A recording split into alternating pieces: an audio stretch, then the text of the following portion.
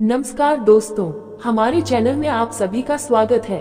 दोस्तों, आज हम पिनाक की कथा, धनुष यज्ञ, रामायण कथा, बालकांड से संबंधित के बारे में सुनेंगे।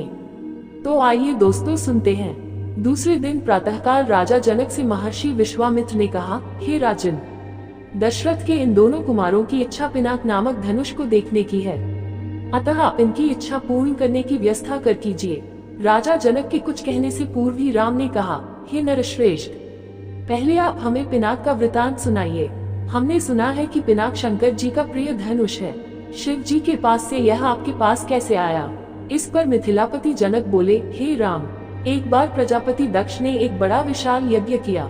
दक्ष जी शंकर जी के श्वसुर थे। अपने जामाता से अप्रसन्न के कारण उन्होंने उस यज्ञ में न तो शिव जी को आमंत्रित किया और न ही अपनी पुत्री सती को। पति के समझाने बुझाने की परवाह न करके सती अपने पिता के यहाँ यज्ञ में पहुँच गई। वहाँ सती का बहुत अपमान हुआ। सती ने देखा कि देवताओं के लिए यज्ञ का जो भाग निकाला गया था उसमें शिव जी का भाग था ही नहीं। इससे क्रुद्ध होकर सती ने यज्ञ कुंड में कूदकर अपने प्राण त्याग दिए। महादेव जी के गणों ने, जो सती के साथ राजा दक्ष के यहाँ आए थे, लौटकर महादेव जी को सारा वृतांत बताया। सती की मृत्यु की सूचना पाकर महादेव जी बड़े क्रुद्ध हुए।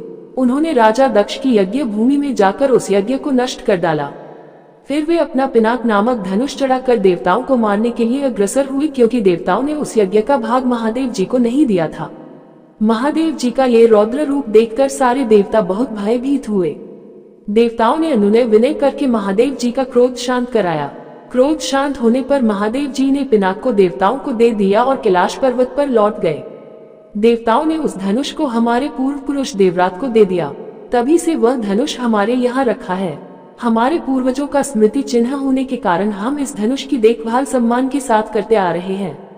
इसी बीच एक बार हमारे राज्य में अनावृष्टि के कारण सूखा पड़ गया, जिससे प्रजाजनों को भयंकर कष्ट का सामना करना पड़ा। उस कष्ट से मुक्ति पाने के लिए मैंने एक बहुत बड़ा यज्ञ किया। पुरोहितों के आदेशानुसार मैंने अपने हाथों से खेतों में हल चलाया। हल से भूमि खोदते खोदते भगवान की इच्छा से मुझे एक परम रूपवती कन्या प्राप्त हुई। उसे मैं अपने राजमहल में ले आया और उसका नाम सीता रखकर अपनी पुत्री के समान उसका लालन पालन करने लगा। जब सीता किशोरावस्था को प्राप्त हुई तो दूर दूर तक उसके सौंदर्य एवं गुणों की ख्याति फैलने लगी। देश देशांतर के राजकुमार उसके साथ विवाह करने के लिए लालायित होने लगे। मैं अद्भुत पराक्रमी योद्धा के साथ ही सीता का विवाह करना चाहता था, अतः मैंने ये प्रतिज्ञा कर ली कि शिव जी के धनुष पिनाक पर प्रत्यंचा चढ़ा देने वाला वीर राजकुमार ही सीता का पति होगा। मेरी प्रतिज्ञा की सूचना पाकर सहस्त्रों राजकुमार और राजा महाराजा समय समय पर अपने बल की परीक्षा करने के लिए यहाँ आए, किंतु पिनाक पर प्रत्यंचा चढ़ाना तो दूर, वे उसे तिल भर खिसका भी न सके। जब वे अपने उद्देश्य में इस प्रकार निराश हो गए तो वे सब मिलकर मेरे राज्य में उत्पात मचाने लगे। मेरे प्रदेश को चारों ओर से घेर लिया और निरीह प्रजाजनों को लूटकर आतंक फैलाने लगे। मैं अपनी सेना को लेकर उनके साथ निरंतर युद्ध करता रहा। वे अनेक राजा थे, उनके पास सेना भी बहुत अधिक थी, इसलिए इस संघर्ष में मेरी बहुत सी सेना नष्ट हो गई। इस पर मैंने भगवान को सहारा मानकर उनकी तपस्या की। मेरी तपस्या से प्रसन्न होकर भगवान ने मुझे देवताओं की चतुरंगिनी सेना प्रदान की। उस सेना ने आताई राजाओं के साथ भयंकर युद्ध किया और सभी उपद्रवी राजकुमारों को भगाया। उनके भाग जाने के बाद मैंने सोचा कि एक विशाल यज्ञ करके इस अवसर पर ही अपनी प्रतिज्ञा पूरी करूं और सीता का विवाह कर निश्चिंत हो जाऊं।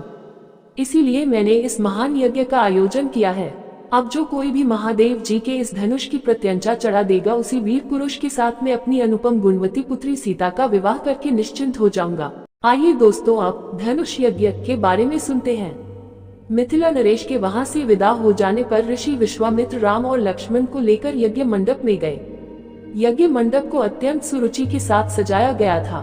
उस भव्य मंडप को देखकर लगता था मानो वह देवराज इंद्र का दरबार हो। देश देशांतर के राजा महाराजाओं के बैठने की अति सुंदर व्यवस्था की गई थी। मंडप के ऊपर बहुमूल्य रत्नों से बने झालर युक्त आकर्षक वस्त्रों का वितान तना हुआ था। वितान के चारों ओर फहरते हुए पताके मिथिलापति की कीर्ति को प्रदर्शित कर रहे थे। बीच बीच में रत्नजटित स्तंभ बनाए गए थे।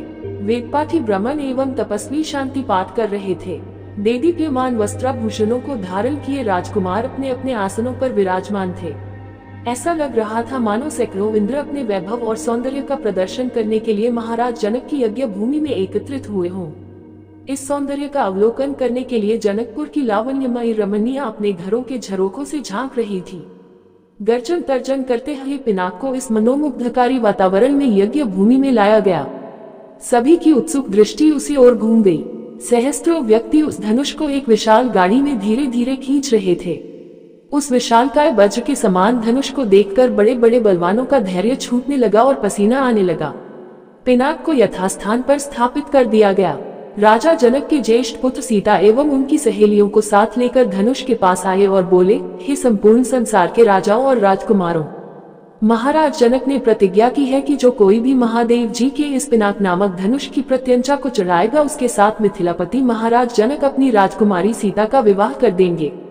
राजा जनक की इस प्रतिज्ञा को सुनकर राजा और राजकुमार बारी बारी से उस धनुष पर प्रत्यंचा चढ़ाने के लिए आए, किंतु भरपूर प्रयास करके भी उस पर प्रत्यंचा चढ़ाना तो दूर उसे हिला भी न सके।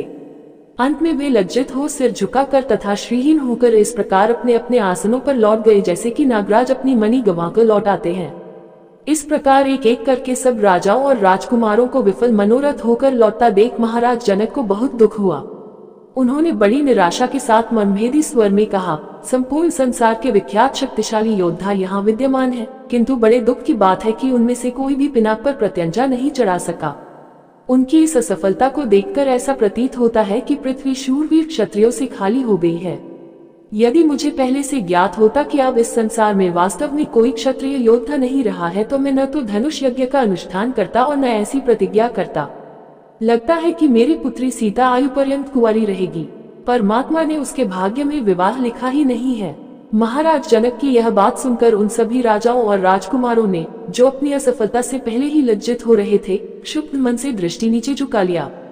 राजा जनक के द्वारा की गई इस भर्त्सना का उनके पास कोई उत्तर न था, परंतु अयोध्या के छोटे राजकुमार लक्ष्मण को मिथिलापति द्वारा समस्त क्षत्रियों पर लगाया गया लांछन सहन नहीं हुआ।